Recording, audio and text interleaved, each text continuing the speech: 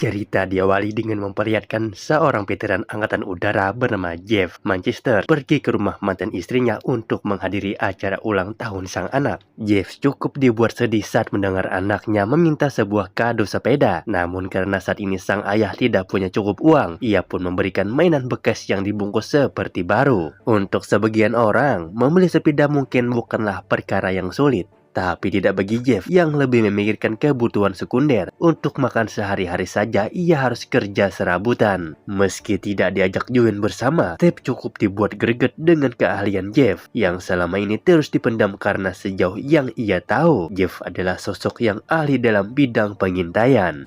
What's the flow rate on that hose? Gara-gara penghasilannya yang tidak menentu, sang istri mengajukan cerai beberapa tahun yang lalu dan mengambil hak asuh atas 3 anak mereka. Hal itu menjaga kelangsungan masa depan anak-anak, karena setelah mereka resmi berpisah, sang mantan pulang kembali ke rumah orang tuanya dan merawat mereka bersama keluarganya. Selesai mengantar sang anak untuk jalan-jalan, Jeff melihat seorang pekerja bangunan menaiki atap rokok McDonald untuk melakukan perbaikan. Disitulah ia berpikir dengan perkataan Step tentang keahliannya dalam mengintai. Penasaran dengan apa yang ia bisa lakukan, Jeff pun langsung mengamati setiap kebiasaan para karyawan toko, mulai dari pergantian shift, pengiriman uang, letak CCTV dan titik buta, dan kapan ruang berkas kosong, hingga rencana perampokan melalui atap toko. Singkat cerita, malam pun tiba. Selama hampir 1 bulan melakukan pengamatan, inilah saatnya Jeff melakukan aksi perampokan yang pertamanya. Sesuai rencana awal, ia pun naik ke atap dan masuk melalui lubang ventilasi udara. Yang ketika para karyawan baru tiba dan sedang melakukan persiapan, sudah ada Jeff yang menyambut dengan sepucuk senapan. Karena ini adalah perampokan pertama dan Jeff dasar bukanlah orang jahat, ia menjelaskan bahwa tidak akan ada yang terluka selama mereka mau diajak kerja sama. Satu persatu karyawan diminta masuk ke dalam ruang pendingin makanan yang karena si manajer lupa bawa jaketnya. Jeff yang tidak tegaan pun langsung memberikan jaket hangat miliknya. Entah apa yang ada di dalam pikiran Jeff, bukannya pergi setelah mengambil semua uang, ia malah dengan santainya memanggil petugas 911 dan melaporkan ada kasus perampokan. Bahkan Jeff dengan jujur mengatakan bahwa si perampok mengurung para karyawannya di dalam lemari pendingin agar para petugas bisa segera menyelamatkannya. Now, good morning, team. Bahkan menurut pengakuan beberapa saksi, mereka baru kali ini bertemu dengan penjahat yang sangat sopan seperti Jeff ini karena selalu memberikan jaket hangat pada setiap korbannya. Steve yang sedang melihat berita itu pun sempat dibuat curiga dengan gerak-gerik Jeff yang mencurigakan. Selama 2 tahun itulah juga polisi kesulitan menangkap sosok korupmen yang dicap sangat licin akibat tidak pernah meninggalkan barang bukti sedikit pun. Tak hanya licin, Ruffman juga dikenal sebagai perampok yang unik. Bagaimana tidak, semua aksi perampokan yang ia lakukan tidak pernah memakan korban jiwa. Apalagi setelah polisi menyebutkan ciri-ciri Ruffman dengan fisik atletis dan tinggi ideal. Tak ingin penyamarannya terbongkar, Jeff langsung mematikan televisi yang mengajak Steve merayakan ulang tahun anaknya. Berkat uang hasil rampokan yang selama ini dikumpulkan, kini Jeff berhasil memberikan rumah mewah dan membujuk sang mantan untuk rujuk kembali. Kehidupan inilah yang Jeff idam-idamkan sehingga tepat di hari ulang tahun sang anak, Jeff akhirnya bisa memberikan sepeda ontel untuknya. Kebahagiaan itu tak berlangsung lama setelah para polisi datang dan berhasil mengidentifikasi sosok Ruffman.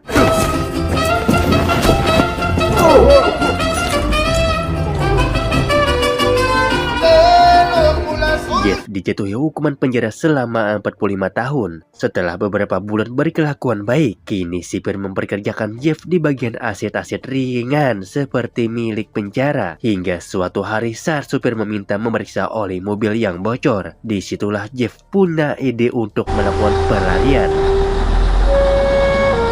Masih dengan metode yang sama, Jeff menggunakan keahliannya dalam bidang mengamati seperti jadwal keluar masuk mobil ekspedisi, waktu luang saat supir mengambil istirahat, petugas gerbang yang selalu menggunakan cermin untuk memeriksa bagian kolong mobil, hingga membuat plat besi lebar untuk alas dirinya bersembunyi.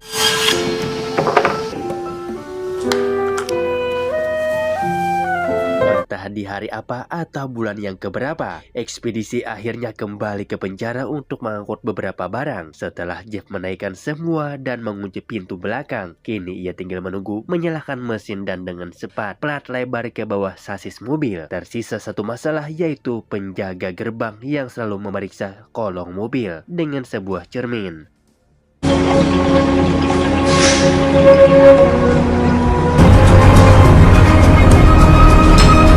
Merasa ini adalah waktu yang pas untuk melarikan diri, Jeff diam-diam turun dari kolong dan kabur asruk-asrukan ke tengah hutan. Setelah nepeng pada beberapa mobil yang lewat, tibalah Jeff di depan rumah sang mantan untuk menemui anaknya. Namun karena kabar pelariannya sudah menyebar luas, Jeff tidak bisa berbuat apa-apa setelah para polisi berjaga di wilayah tersebut. Melihat ada toko mainan yang masih buka, Jeff pun memberanikan diri masuk dan berpura-pura sebagai pembeli.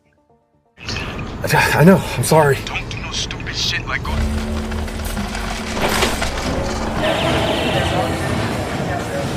Apalagi setelah mendengar bunyi sirena mobil polisi yang mengarah ke toko ini, Jeff langsung bersembunyi di atap toilet. Secara kebetulan ruang toilet tempatnya bersembunyi bersebelahan langsung dengan ruangan manajer.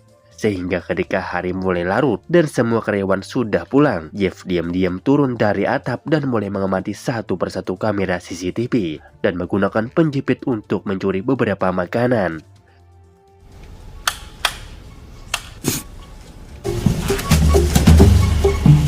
Individual, super intelligent, probably genius level. Karena ini adalah toko mainan, tak banyak jenis makanan yang tersedia selain aneka permen. Saat sedang cemil-cemil itulah, ia pun iseng menyalakan televisi. Cukup dibuat terkejut saat semua saluran berita menyiarkan tentang dirinya yang baru saja kabur dari penjara. Malam berikutnya, Jeff kembali turun dan menemukan sebuah buku panduan CCTV. Setelah berhasil menonaktifkannya secara permanen, kini ia bebas berkeliaran di dalam toko tanpa takut seorang pun mengetahuinya. Hingga setibanya di depan etalase sepeda gunung, ia tak sengaja menemukan sedikit ruang kosong di belakang sana dan akan menjadikannya sebagai tempat tinggal. Hari ketiga berada di toko mainan, berita tentang kaburnya Jeff masih menjadi headline news di berbagai stasiun televisi. Sehingga demi menjaga pikirannya tetap waras, ia pun mengumpulkan beberapa mainan seperti balon, boneka, topi, Kinder Joy, dan masih banyak lagi untuk kemudian berjoget diiringi musik.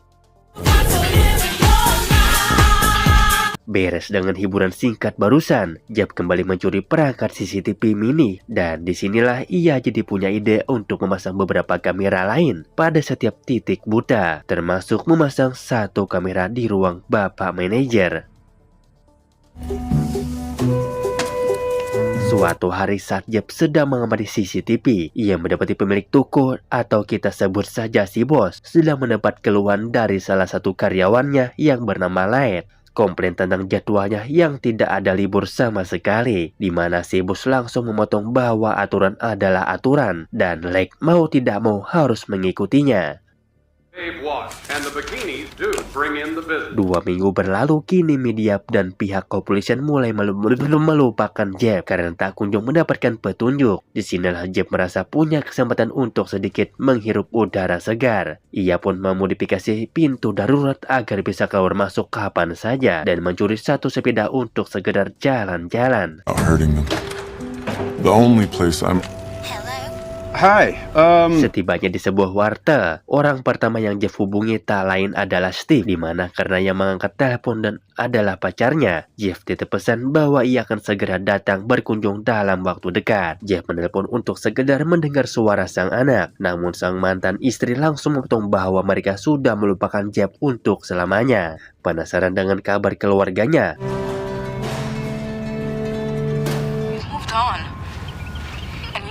tengah hari, Jeff dibangunkan dengan suara ribut-ribut CCTV saat si bos menolak memberikan sumbangan untuk anak-anak panti. Karena di luar pekerjaannya sebagai karyawan, Lake dipercaya oleh pendeta dan kepala panti untuk sebagai ketua penggalangan dana. Meski terdapat banyak mainan bekas di dalam gudang, si bos yang pelit ini pun tetap menolak memberikannya. Kesal melihat sikap bos yang kurang akhlak, Jeff pun pergi ke gudang untuk membawa sekadut mainan untuk disumbangkan. Setibanya di gereja, gereja yang dimaksud. Sudah ada beberapa donatur lain termasuk Lake yang sedang melakukan doa bersama. Dengan fakta bahwa berita tentang dirinya sudah luput dari layar televisi, membuat Jeff cukup bebas untuk bertemu dengan siapapun. Big appetite there, huh? Please. Selesai makan-makan, Jeff pun dibawa oleh panitia untuk diperkenalkan pada Lake dan para pengurus penggalangan dana lainnya. Jeff mengaku jika dirinya adalah seorang mata-mata pemerintah dan baru beberapa minggu pindah tugas ke tempat ini sebagai orang baru yang mungkin butuh teman ngobrol. Dengan baik hati, Lake mengajaknya jalan-jalan. Keesokannya saat mereka sedang berjalan di taman, Jeff akhirnya jujur bahwa dia sebenarnya baru saja bercerai dan memiliki 3 orang anak. Dikira akan kecewa atau pergi begitu saja. Lake yang sudah menyimpan perasaan terhadap Jeff pun justru mengajaknya main ke rumahnya, sekaligus memperkenalkan Jeff pada kedua putrinya. Another question? Have you played Force? Suatu hari ketika Jeff sedang mandi subuh-subuh dan menjemur semua pakaiannya di tengah toko, si bos tidak biasanya datang lebih awal akibat masih ada pekerjaan yang belum tuntas. Di mana hal konyol pun terjadi saat Jeff keluar buru-buru dari kamar mandi yang bermaksud mengambil semua jemuran. Tepat saat si bos juga keluar dari ruangannya. Beruntung Jeff menutup wajahnya dengan kipas angin dan berhasil kabur kembali ke persembunyiannya. Namun akibat kejadian barusan, kini kasus buronannya kembali mencuat. Bahkan polisi langsung menutup toko untuk melakukan penyisiran. Sadar jika semuanya tidak akan berjalan baik, ia pun meminta bantuan pada Steph agar dibuatkan paspor palsu. Namun Jeff harus menyiapkan uang tunai sebesar $50.000 untuk hal tersebut. Baby, what you think? Wig, dye, for the prison? You got to be fucking kidding me, baby. It's gonna be 50K. Dalam perjalanan pulang, Jeff yang bingung mendapatkan uang sebanyak itu pun tak sengaja melihat toko senjata yang lokasinya cukup jauh dari keramaian. Merasa ini adalah satu-satunya cara yang ia bisa lakukan. Jeff terpaksa kembali pada profesi lamanya dan berhasil mencuri beberapa senjata untuk bekal merampok nanti. Rencananya sendiri, Jeff akan merampok toko mainan tempatnya bersembunyi selama ini, yang karena ia sudah tahu jadwal dan gerak-gerik semua karyawan, tak sulit untuk Jeff bisa merampok toko tersebut saat hari masih pagi. Menggunakan kupluk hitam, Jeff dengan terang-terangan masuk dan menyuruh si bos untuk mengikat karyawannya. Dan akibat petugas security yang tidak bisa diajak kerjasama, Jeff terpaksa menghantamnya hingga pingsan. Kemudian menyeret si bos pergi ke ruangan berangkas untuk mengambil semua uangnya. Come on, here we go. Okay, good. Di mana Jeff cukup dibuat kaget saat ketahuan oleh Lake yang kesiangan datang. Entah Lake mengenalinya atau tidak. Namun tepat setelah panggilan berakhir, Jeff pun buru-buru cabut sambil membawa semua uangnya.